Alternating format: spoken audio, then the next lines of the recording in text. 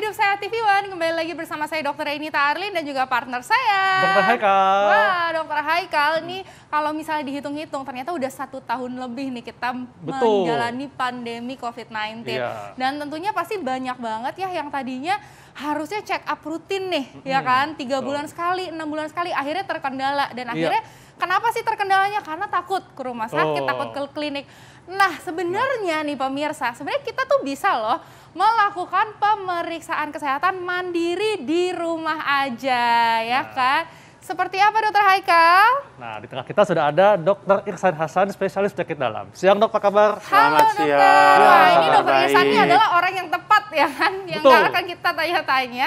Karena ini untuk pemeriksaan mandiri kan nggak bisa juga sembarangan, ya kan? Karena juga sebenarnya kita harus tahu akurasinya seberapa besar, ya kan? Caranya seperti apa, ya kan?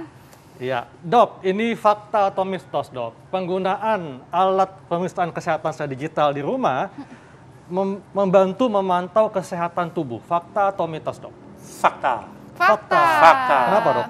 Nah, saya cerita dikit ya mengenai cek mandiri di rumah.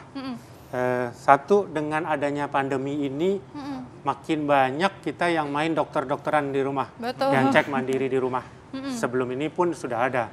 Nah, sebetulnya awal-awal kalau kita lihat ya, dulu banyak orang tua yang nyimpen termometer di rumah buat ngecek suhu anaknya, ini demam apa enggak, terutama kalau anaknya sering sakit. Betul. Setelah itu muncul alat tensimeter digital, lalu pada ukur tensi di rumah. Betul. Setelah itu muncul alat untuk ukur gula darah, gula darah ngecek, Gula tiap pagi darah, dicek. asam urat, Betul. kolesterol. Naik jadi ke kolesterol, naik ke asam urat. Betul. Bahkan sekarang makin pintar lagi ngecek oximeter, ngecek oksigen. Pada yang takut COVID, begitu sesek-sesek ngecek oksigennya berapa ini. Jadi makin banyak alat yang bisa kita gunakan di rumah. Betul, betul. Iya.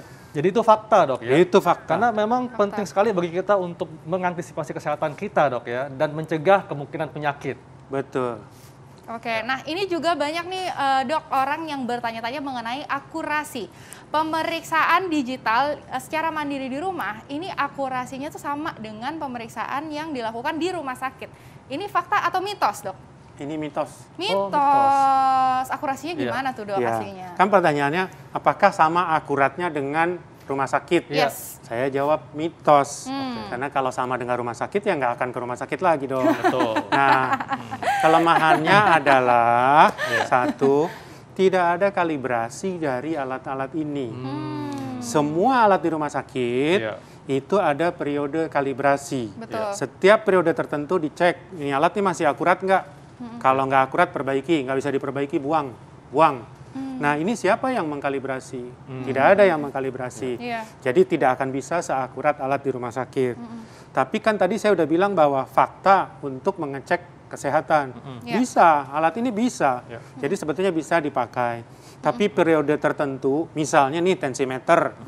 Kalau agak aneh-aneh, misalnya saya perbolehkan pasien itu datang ke rumah sakit, bawa alatnya. Jadi sambil dia kontrol, sambil bandingkan, ini cocok atau tidak. Nah, pengalaman biasanya mereka yang sudah rutin periksa ini, dia bisa tahu tuh, ini alat kok kayaknya udah nggak bener nih. Kalau digital itu kan sering masalahnya di baterai kan. Betul. Nggak tahu baterainya udah lemah atau enggak. Ini kayaknya baterai nih. Atau malah yang udah pinter dia tahu sebulan ganti baterai, sebulan ganti baterai. Jadi ada beberapa faktor yang membuat alat ini tidak seakurat alat rumah sakit. Nah, pemirsa nih yang seperti bisa kita lihat di meja, ini adalah beberapa alat kesehatan yang bisa kita gunakan di rumah untuk memantau kesehatan kita dok ya. Nah, di sini ada tensimeter ya. Tapi kalau di rumah mungkin juga menggunakan tensimeter digital. Yang tinggal pencet langsung keluar gitu ya. Kemudian, nah ada juga nih alat pemeriksaan gula darah, ya kolesterol dan juga asam urat. Dok, sekarang siapa saja dok yang boleh melakukan pemeriksaan dengan tensimeter ini di rumah dok? Oke, menarik nih. Pertama kita bahas tensimeter. Tadi Dr. Haikal bahas mengenai tensimeter digital. Kenyataannya ketika dibandingkan tensimeter digital dan air raksa yang pakai atau pakai ini yang pakai stetoskop, ada kecenderungan tensimeter digital lebih tinggi daripada tensimeter yang manual ini. Mungkin Bapak Ibu yang sudah ikut vaksinasi lansia beberapa mengalami datang mau vaksinasi, loh kok tinggi? Padahal di rumah saya nggak begini nih. Sebelumnya saya nggak pernah tensi begini. Banyak tuh laporan kayak begitu yang takut batal vaksinasi karena datang dia tinggi. Nah, tapi kita tidak melarang, itu tetap dilakukan. Nah, pertanyaannya sekarang siapa yang sebaiknya punya alat tensimeter itu? Nomor satu tentunya yang sudah jelas ada hipertensi. Betul. Karena hipertensi ini sangat labil saya bilang. Pagi kita cek, bagus nih. Orang hipertensi minum obat, wah bagus. Terus berangkat, kemudian macet. Habis macet, mobilnya ditabrak. Tensi Habis naik, ditabrak, wah dibentak-bentak, emosi. Naik nih tensinya. Betul. Nah, jadi sebetulnya pada mereka-mereka dengan hipertensi, saya anjurkan punya alat ini. Untuk memantau naik turunnya tensi. Ini bagus atau tidak, dosis obatnya perlu naik atau tidak. Tetapi harus dilakukan dengan baik. Kenapa dilakukan dengan baik? Ada pasien saya yang setiap jam telepon, dia ukur, waduh dok tinggi nih, terus minum obat, diukur lagi, setengah jam, sejam, kok masih tinggi? Karena dia makin cemas. Makin cemas, dia makin tinggi. Jadi santai aja, tenang dulu, berbaring dulu, jangan 5 menit ulang, 5 menit ulang. Jadi sebenarnya nih dok, mungkin masyarakat penasaran nih dok, kapan sih sebenarnya waktu yang tepat untuk kita tuh cek tensi gitu dalam satu hari? Paling tepat tuh gimana tuh dok? Biasanya kita menganjurkan cek tensi itu pagi dan sore. Kenapa? 2 kali sehari berarti ya? Kalau bisa, untuk yang hipertensi ya. Yang hipertensi. Kalau yang nggak hipertensi ngapain dia cek-cek? Malah jadi cemas ya? Iya. Karena ada namanya irama sirkadian. Jadi ada irama tensi itu naik ya, biasanya subuh, pagi, lalu turun, lalu sore menjelang malam nanti naik lagi. Nah itu periode yang harus diwaspadai. Pagi sama sore mungkin disamain kali ya dok ya, jamnya disamain misalnya pagi jam 7, terus sore jam 3, selalu terus untuk seperti yang itu. hipertensi ya, Untuk sekali yang lagi, jangan yang normal sibuk juga ikut. Betul, oke Dok, silakan. kalau tensimeter digital itu kan tadi terbilang lebih tinggi ya. Nah, kalau untuk yang manual seperti ini dok, apakah tergantung dari kekuatan memompa? Karena masyarakat ingin tahu dok. Oh iya. Karena katanya lebih akurat yang di manual kan sebetulnya. Iya. Jadi sebetulnya bukan berarti kalau yang ototnya kayak gini mompa terus jadi lebih bagus daripada yang lebih kecil, enggak. Sebetulnya kalau kita mau mompa, ini kan dikunci dulu, dikunci kemudian dipompa. Sebetulnya kita bisa lihat di angka ini. Nah, ambil perkiraan 10-20 di atas berapa sih tensinya. Nah, kemudian ini diturunkan. Nah, diturunkan, masalahnya yang begini harus pakai stetoskop. Dan dia harus tahu kapan patokan mengatakan itu atas sistolik atau bawah diastolik. Betul. Kadang-kadang bisa juga kita pakai pegang ininya, nadi. Tapi cuma hanya dapat satu, bawahnya kita nggak dapat. Jadi hanya satu angka, kan biasanya ada atas, ada bawah. Sistolik atau diastolik. Dok, jadi bukan berarti kalau ototnya gede kemudian hasilnya lebih bagus. Dok, cuman masalahnya dok, kalau yang ketika dia menggunakan yang digital, berapa sih dok dikatakan bahwa dia sudah tinggi tekanan darahnya? Karena kan beda akurasinya dengan yang manual dok. Ya, sebetulnya nggak ada batas. Jadi nggak ada batas bahwa kalau pakai digital segini, kalau pakai segini, ini begini.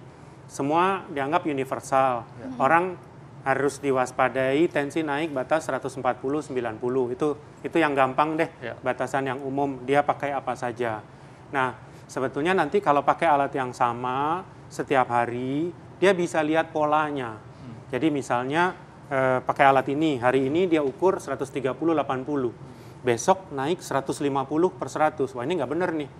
Ada sesuatu nih gitu. Walaupun mungkin kalau dia pergi ke rumah sakit, diukur lagi, mungkin nggak 150, 145, tapi kan udah naik dari tensi rata-ratanya setiap hari.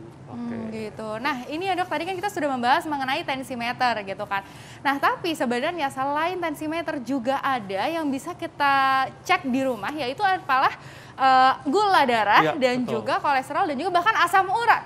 Gitu. Nah tapi sebenarnya kita juga harus perlu tahu nih ya, kapan sih waktu yang tepat untuk mengeceknya, seberapa sering, dan juga bagaimana caranya supaya hasilnya akurat. Sesaat lagi kita akan bahasnya, tetap di Hidup Sehat.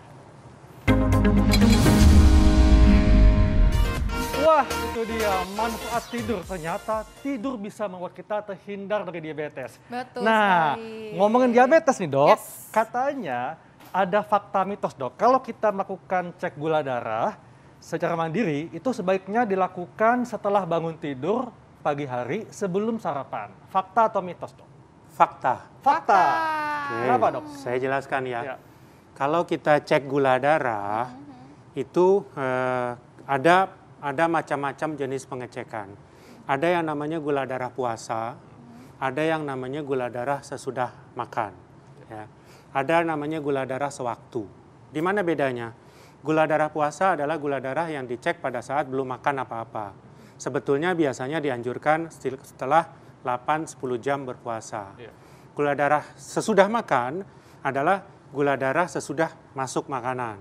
Harusnya bisa sejam 2 jam sesudah masuk makanan. Sewaktu itu kapan aja gitu ya, ketemu alat ya udah cek, nggak puasa nggak makan pokoknya cek, itu yang disebut sewaktu. Nah lalu ditanya apakah sebaiknya gula darah puasa? Memang untuk mereka yang dengan diabetes sama tadi hipertensi, saya menganjurkan untuk punya alat glukometer, namanya alat glukometer, alat untuk mengecek gula darah. Tujuannya apa? Supaya tahu apakah obatnya ini udah pas. Karena obat itu nggak seperti sekali minum, udah cocok selamanya, enggak. Tiap orang beda-beda. Mungkin ada yang perlu 1 mg, ada yang perlu 2 mg, ada yang kadang-kadang ketinggian diturunkan. Nah, obat diabetes juga ada potensi bikin hipoglikemi, drop. Kalau drop, dia bisa pingsan, biasa nggak sadar. Justru itu lebih parah.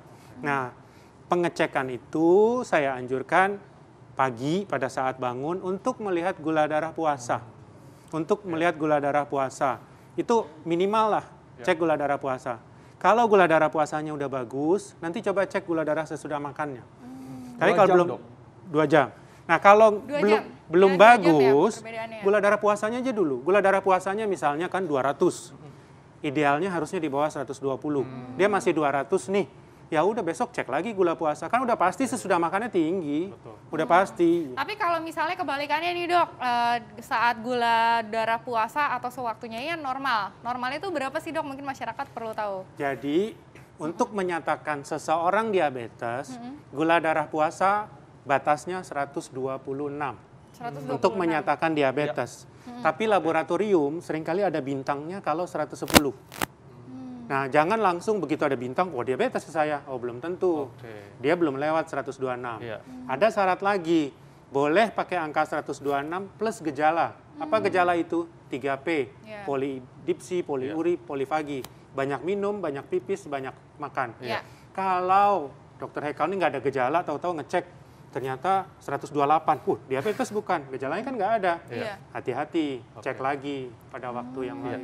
Dok, dan jadi memang harus lihat juga gejalanya juga ya dok ya. Oke, dok, sebetulnya siapa saja dok orang yang boleh melakukan cek gula darah mandiri selain penyandang diabetes? Oke, nomor 1 penyandang diabetes sebaiknya dianjurkan kalau bisa, pokoknya sebisa mungkin punya alat. Di luar ini sebetulnya saya bilangnya sunat ya, nggak wajib. Mereka yang kita sebut sebagai toleransi glukosa terganggu atau prediabetes, udah minggir-minggir nih, belum 126, tapi 120, 122, bapaknya diabetes, bapak ibunya diabetes. Ada riwayat keluarga. Iya, riwayat keluarga. Berarti yang mungkin punya risiko ya dok ya? Iya. Nah, kenapa nggak wajib? Karena nggak perlu dia ngecek tiap hari. Yang perlu ngecek tiap hari kan yang minum obat. Di rumah sakit pun biasanya kita cek 2 kali seminggu. 2 kali seminggu. Kalau misalnya yang orang-orang di luar diabetes nih dok, kan tadi kita ngomong risiko ya. Apakah obesitas itu juga risiko dok? Betul. Jadi paketnya kita sebut sebagai sindrom metabolik. Jadi ada obesitas, ada hipertensi, ada diabetes, ada kolesterol naik, ada asam urat naik. Sehingga muncullah alat yang memadukan 3 paket, ngecek kolesterol, ngecek asam urat. Nah, saya boleh lanjut ke kolesterol? Boleh, silakan dok. Karena awalnya dulu orang ngecek gula doang. Sekarang muncul kolesterol dan asam urat. Sehingga dibelilah semuanya.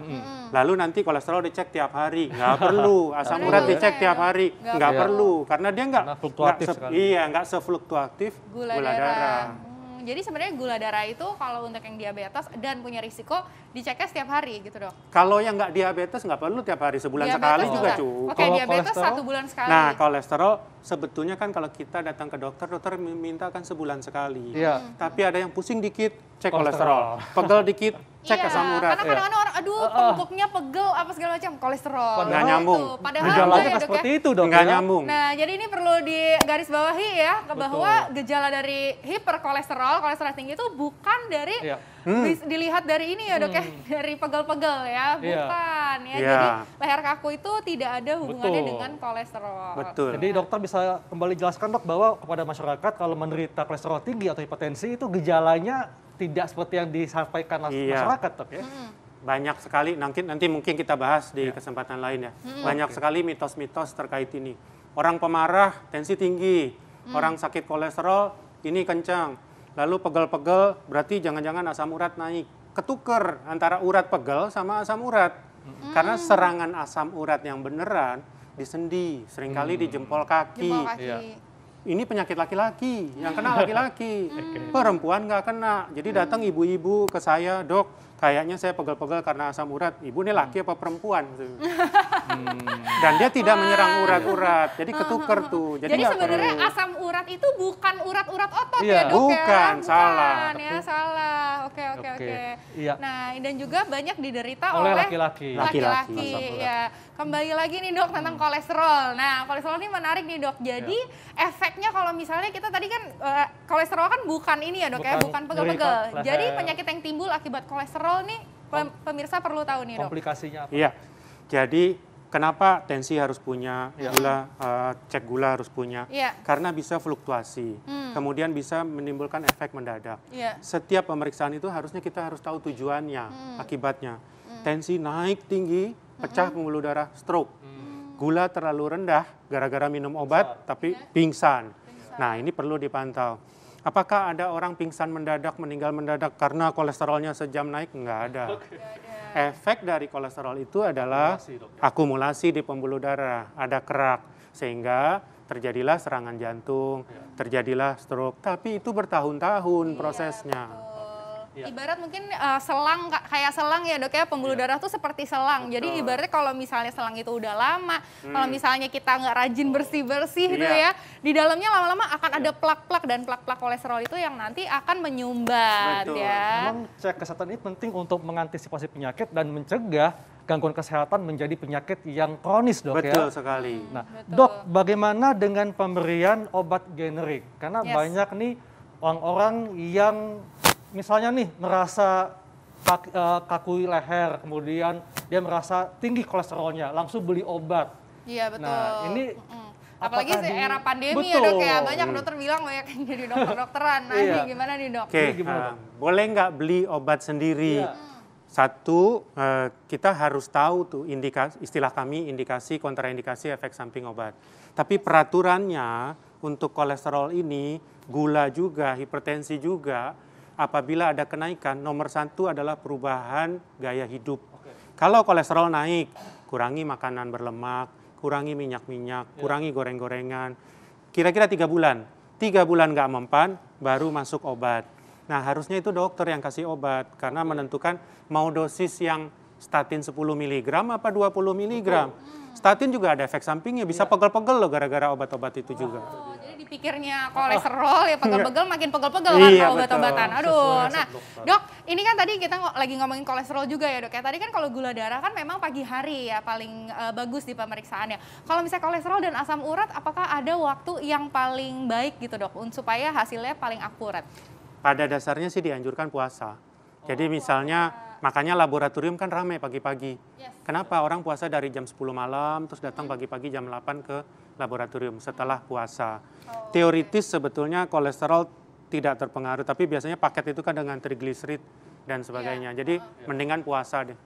8 sampai 10 jam. Jadi puasa, jadi tapi juga pagi hari ya, pagi hari sebelum makan ya kan, sebelum sarapan pagi langsung dicek ya dok ya. Bisa dibalik, saat Ramadan kan susah. Oh iya, sebentar lagi bulan Ramadan. Kadang itu bisa dibalik, kan dia puasa tuh dari pagi.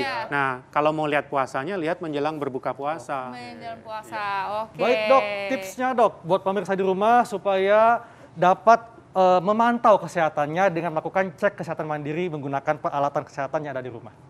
Satu, kita harus tahu kita ini termasuk yang perlu banget nggak untuk punya alat ini. Jangan latah ikut-ikutan beli lalu disimpan, expired, kemudian kebuang.